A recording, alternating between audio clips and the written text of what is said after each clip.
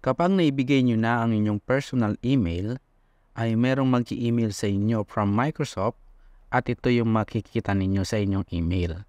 So, i-open natin itong email. Ang nakalagay ay account information. So, a user account has been created or modified. So, for example, I have this username 100,000 at nclc.edu.ph and I have a temporary password of this one. So, ang gagawin natin ay magsa-sign in tayo sa Office 365. So, ang gagawin lang natin ay i-click natin ang sign in to Office 365. And then we will be redirected to our NCLC Microsoft 365 login. So, ang gagawin natin ay pupunta tayo sa ating email na natanggap. Kukunin natin yung temporary password. We will just copy this temporary password and then i-paste natin dito to enter our password. Then, we will change it to our own password. So, remember that bago natin palitan ang password natin, ay make sure na hindi natin makakalimutan ang ating bagong password. So, i-click natin itong sign in. And then, kapag may nagpop-up na ganito, click lang natin muna yung never kasi papalitan natin yung password.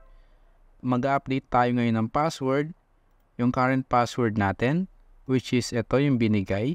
So, copy natin ulit. Punta tayo dito sa current password, paste natin, and then gawa tayo ng bagong password.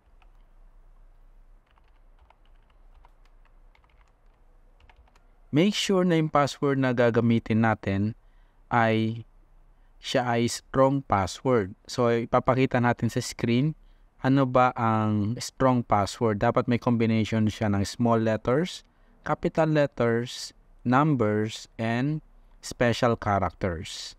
Okay, so makikita natin sa screen yung example ng password na pwede nating gayahin. Okay? So, wag tayong kokopya ng ibang password na galing sa internet kasi baka ito ay ma-access yung ating account. Okay, so ilagay natin ulit yung ating bagong password. And then click natin yung sign in.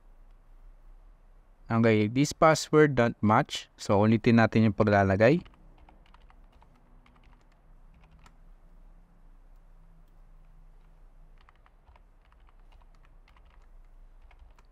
Click natin yung sign in. And then, wait natin na mag-load yung ating account. Ngayon, ay meron tayong tinatawag na action required. Your organization requires additional security information. Follow the prompts to download and set up the Microsoft Authenticator app. Use a different account. Learn more about the Microsoft Authenticator app. You have 14 days until this is required. So ngayon ay mas maganda na may setup na natin kaagad yung Microsoft Authenticator account. So gagamitin natin ang cellphone natin ngayon. So i-click natin yung next.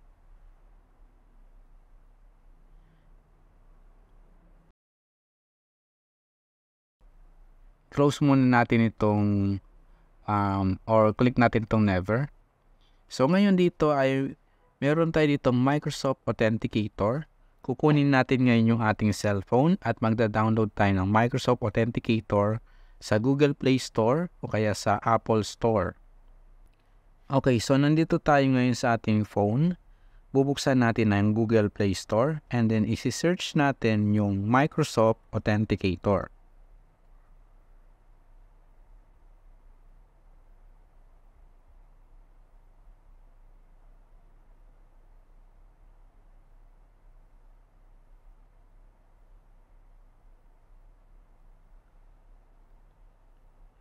So, Microsoft Authenticator, yung nasa baba, yun yung i-click natin. Click natin yung install. Then, wait natin siya na ma-install yung ating application. Okay, kapag na-install na natin ang Microsoft Authenticator, i-open na natin siya. Okay, And then, click lang natin yung privacy terms and condition. Click natin yung accept. And then, click natin yung continue. Okay, dito, ang gagawin natin ay kiklik natin yung skip button yung nasa taas ng ating screen. Click natin yung skip. Ngayon dito ay i-click na natin yung add account. So, click natin yung add account para makuha natin yung ating account. Okay, so click natin yung add account. And then dito ay nandito na yung personal account, work or school account, Google, Facebook, etc. So since tayo ay nasa school, ang gagamitin natin ay work or school account. So i-add na natin yung ating account. Click natin yung work or school account. And then dito, ang gagawin natin ay i-click naman natin sa ating browser yung next. And then dito ay click natin ulit yung next. Dito ay meron tayong option to scan the QR code at yun yung gagawin ko ngayon. So click natin yung scan QR code. And then itatapat ko ngayon yung aking phone sa QR code. Yan, and then wait natin na ma-activate siya. Okay. Ayan, so kung mapapansin natin ay registered na yung ating school account. So click natin ngayon yung next. And then dito ay maglalagay tayo ng security para ma-approve yung ating two-factor authentication. So lagay natin yung makikita natin na number. So in this case is 46. Click natin yung yes. And then ilagay natin yung password ng ating phone. Ayan. So kapag nakita na natin yung approved, ay okay na yung ating account. Click natin yung next. Okay, so approved na yung ating account. Click natin yung done. Okay, so eto na ay meron na tayong access sa ating account. Okay, so click lang natin itong arrow na to. Next, next. And then dito ay makita na natin na may access na tayo sa ating Microsoft 365 account. So nandito sa gilid yung mga applications na kakailanganin natin sa school.